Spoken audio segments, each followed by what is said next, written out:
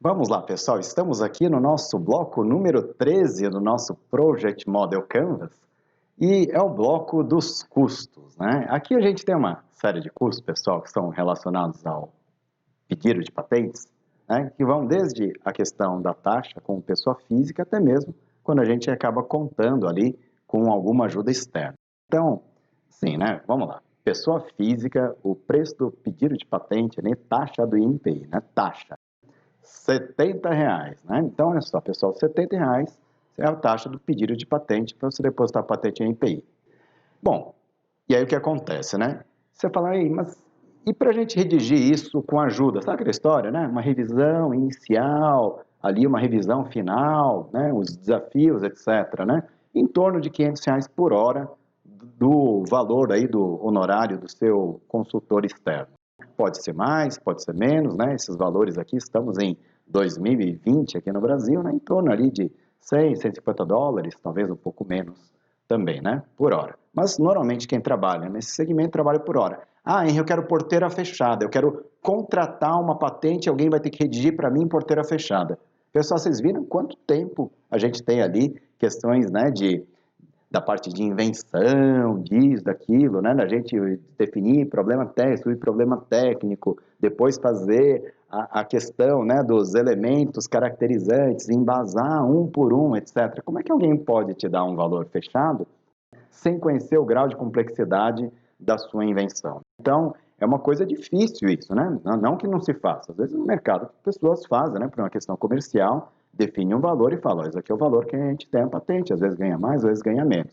Mas entre nós, né, é muito difícil de alguém que trabalha nesse segmento conseguir, né, dentro do orçamento fixo, te entregar um pedido de patente relevante, olha só, né, e que realmente seja, né, elaborado de forma a proteger a sua invenção, que vale a pena ser patenteado de forma adequada. Verdade seja dita, pessoal, grande parte de pessoas que falam, não, eu quero uma patente, aí não, contrata aí, eu preciso de uma patente, coloca aí no formato tal, é porque realmente não tem uma patente que vale a pena, né? O esforço maior, então realmente não tem sentido você ficar investindo nem mesmo em busca de revisão, revisões, tal, coisa do gênero, né? É para ter uma patente, tem uma patente também, legal? Agora, tem um pedido de patente.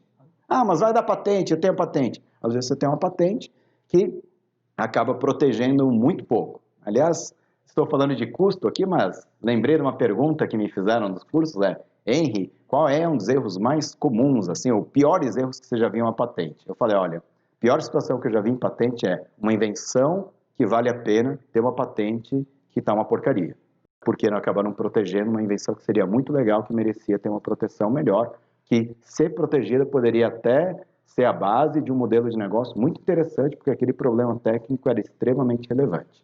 Mas vamos lá. Questão, né? Para contratar tudo fora, 10 horas, mais horas disso, né? Provavelmente, né? Muito mais do que R$ 5.000 para você ter aí alguém fazendo todo esse trabalho para você. Tem empresas que vão cobrar até menos que isso para fazer, eu deposito uma patente para você por R$ 2.000, coisa do gênero. Tem, né? Por quê? Porque ele vai fazer, colocar no formato, escrever caracterizado por, né? Fazer os desenhos do formatinho correto, aí cá entre nós, né, pessoal? Para isso não precisa de muito mais do que uma manhã de trabalho, tal, coisa do gênero. Agora, se você tem uma invenção que vale a pena realmente, esse trabalho todo que a gente viu, vocês percebem que com muito trabalho do próprio inventor antes, mesmo essa parte de revisão só, né, já vai consumir aí provavelmente mais do que até os R$ 2.000 que podem te cobrar para depositar uma patente para você, ok? Legal. Bom, coloquei aqui um módulo adicional de buscas terceirizadas, né? Muito comum quando você tem que fazer busca em literatura não patentária, né? Artigos técnicos, coisas do gênero, tem bases de dados comerciais, né? Que quem trabalha na área, a gente tem que assinar lá essas bases de dados, paga por volume de uso, dependendo delas, outras você paga um valor anual para fazer o acesso, mas aí tem um custo envolvido também. Estou falando ainda um valor que vai girar entre 2, 4 mil, depende muito da área, né? Vocês vão perceber que ao longo do curso eu falei muito, né, de química, biotech, coisa do gênero, porque são áreas que patentes costumam valer muito, né, individualmente nessas áreas, e são áreas que a parte de busca é bastante complexa, né, a parte de acesso a fontes de informações também. Busca por estrutura química, busca por molécula, coisa do gênero. Por sequência de DNA, RNA, peptídeos, coisa do gênero. Né? Dependem de bases de dados especializadas. Né? Então, muitas vezes você acaba terceirizando, fazendo buscas fora. Pode até depender de uma busca, precisar de contratar até gente fora do Brasil, por exemplo, né, Chemical Abstract Service, para fazer uma busca, por exemplo, por sequência, ou empresas, como a própria Questel, idem, né, para fazer uma busca por sequência para vocês também. Então, esse aqui é um valor indicativo, né, dependendo da área. Tem outras áreas, né, que a gente está falando, por exemplo, né, laser pointer, microfone, coisa do gênero. Normalmente, o que tem sobre essas coisas, né, mais de produtos, né, de uso mais comum, o que a gente vai encontrar de publicação praticamente são bases de patentes mesmo, né, ou bases de desenhos industriais, catálogo concorrente, buscas na internet aberta. Algumas áreas mais específicas você acaba dependendo muito de bases de dados que são de literatura não patentária, né, principalmente artigos, congressos, etc., e também essas bases especiais, como eu comentei com vocês. Tá ok? Pessoal, isso aqui é a parte que a gente está falando, né, que vem antes do depósito de patente. Só para não ficar parado, né, no antes do depósito de patente, falar, R$70, então eu consigo depositar uma patente? Consegue. Mas e depois, né? Então, aqui, só lembrando, né, que a gente conversou sobre essa questão dos custos. Quando a gente falou lá, né, tudo o que gostaríamos de saber sobre patentes, não tínhamos com quem conversar, a gente falou um pouco de custos adicionais. Então, olha lá, pessoa física, R$70, taxa, tá? Depósito Brasil, 175 empresas.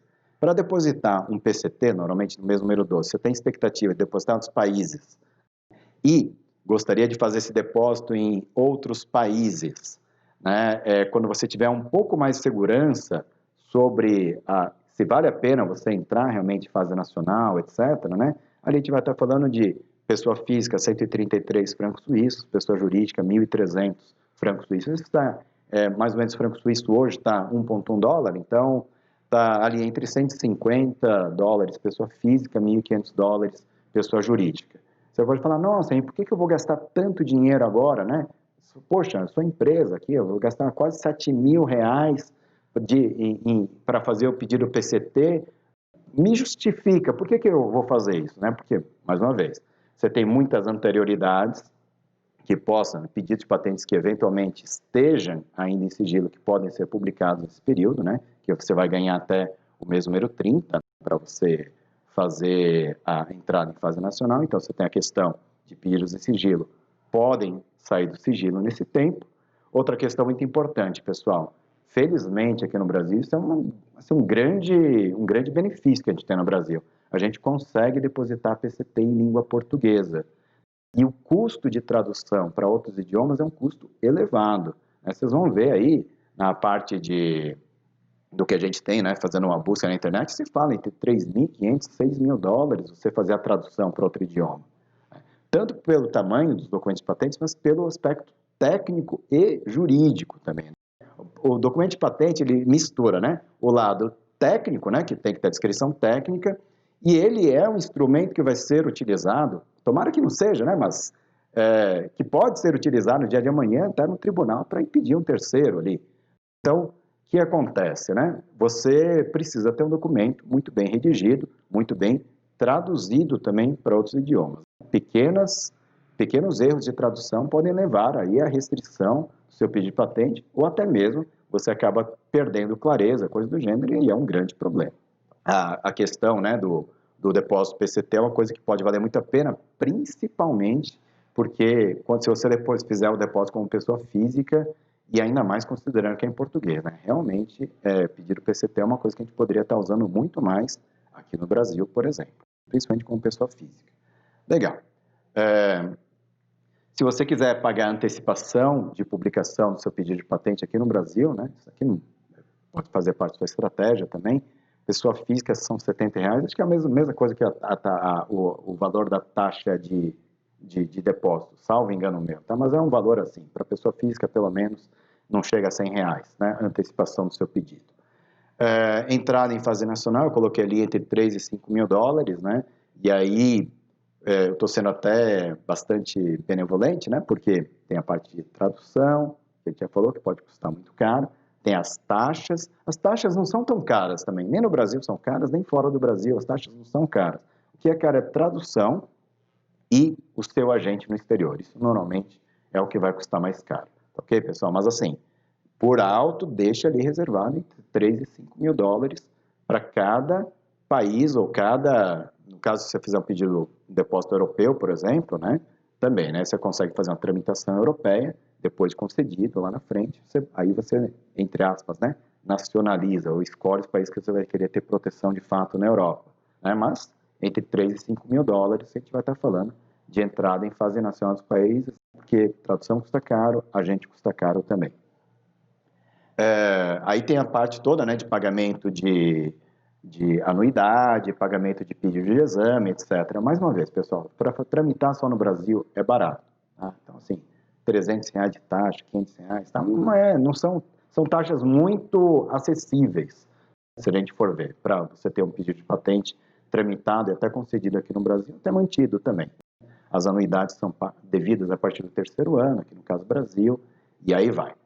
Uma coisa importante, né, é que você tem que, quando você deposita o pedido de patente, você tem expectativa de depósitos internacionais, você praticamente tem que colocar no fluxo de caixa, né, da sua empresa, da sua família, se você é pessoa física, inventor independente, que se você tiver que seguir adiante, você vai ter que ter esses desembolsos bastante elevados no futuro, tá? Então, quando você deposita uma patente, você tem que pensar mesmo, né, se você vai ter esse recurso todo para manter o seu pedido de patente.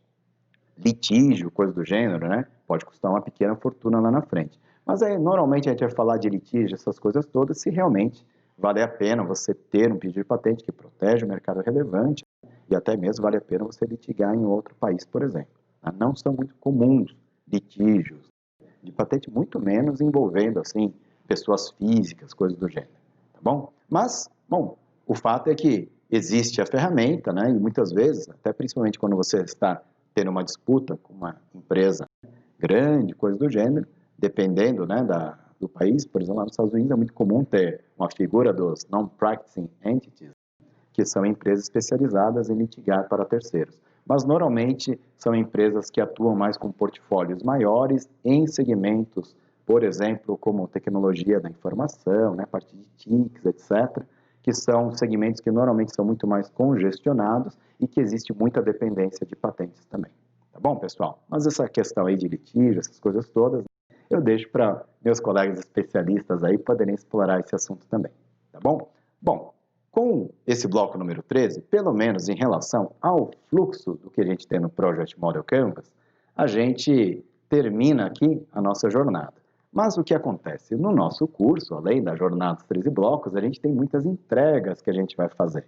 Então, ao longo de cada um dos blocos, vocês estejam bastante atentos, que a gente vai ter alguns exercícios, né, que são exercícios práticos, alguns deles até expressos na parte de textual, que vão nos ajudar a poder navegar nesse universo todo, chegando a um produto final, que afinal de contas é o nosso pedido de patente relevante, depositado ou pronto para ser depositado lá no NPI.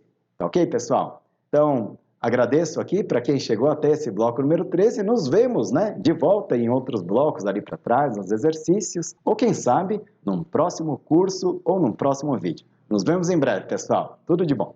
E sucesso aí na patente de vocês.